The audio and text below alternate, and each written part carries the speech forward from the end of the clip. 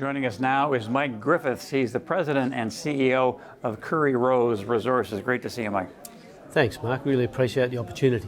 So let's sum it up here. You've got a district-scale battery metals project in a vanadium hub in Australia. You're near infrastructure. You're near some producing neighbors. Do I have it pretty well right there? That's correct. So we're very lucky. We've got a number of all of those ingredients already lined up. So we're on a government-owned railway line, 30 kilometres away, and it's underutilised. So there's opportunity to use that. We're also a main tarmac road runs through the area as well, and we actually have a small 30-kilometre road to the nearest town, which is also a tarmac road. So infrastructure-wise, we're very well looked after. There are others in the area that are a bit further advanced than us, and in fact we have an adjoining deposit with another company, and they're already in the pre-feasibility study time, and they've obviously done a lot more work with their metallurgy and other things than what we have, so we're very well placed. So your project is the Cambridge project, correct? And you recently increased your inferred resource by 72%. What are some of the details there? Yeah, look, it was really a really good exercise in many ways. So previously there was a resource based on 30 drill holes. This is now a resource based on 60 drill holes.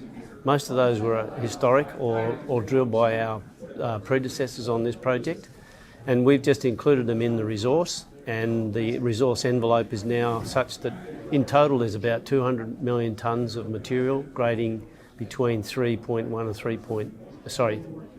0.33 right. and 0.34% vanadium pentoxide, and basically we've also converted about 61 million tonnes of that to inferred, and that's the first stepping stone towards looking at doing our own PFS.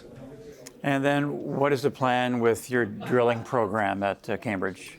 Yeah, so what we'll do early next year, we're in the process of completing access agreements with the landowners, and also completing the title transition from the previous owners to ourselves.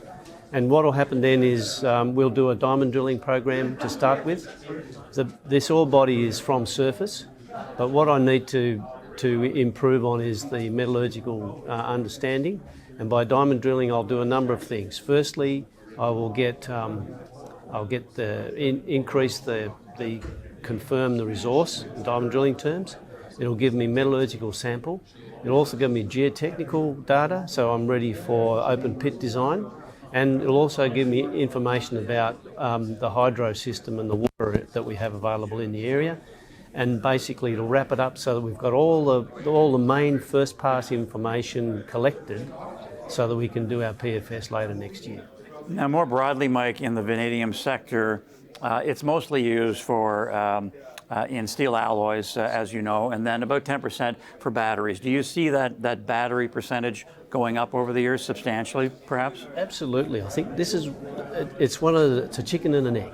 So there's a lot of emphasis on creating vanadium redox flow batteries, and there are some big ones being made around the world right now, and there is an opportunity to increase that, but there's a lack of supply of vanadium pentoxide at the right grade. And so we see that as being the biggest growth area in the vanadium space, because clearly no one's producing it. They're all geared to making it for steel, and so we see that the opportunity for us is to go straight down that battery path.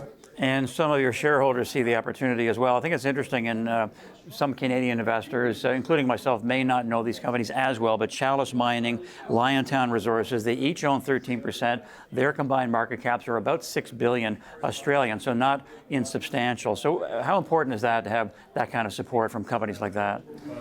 It's a tremendous to have them on our board, on our stock register, because basically they're believers in the battery space. And Liontown, for example, is in lithium, and Chalice has a nickel PGE project. Both of those are heading towards production at the moment, and so there's quite a good following of investors that are in both those companies that are looking at us to be maybe the next good thing for them as well. and we've already got quite a number of those people on our register. So that's actually a really, really great part for us to exploit. Okay, great stuff. Thanks for the update, Mike. We'll see you next time. Fantastic. Thank you, Mark. Appreciate it. All right, very good. Cheers. Okay, Mike Griffiths. He is the president and CEO of Currie Rose Resources.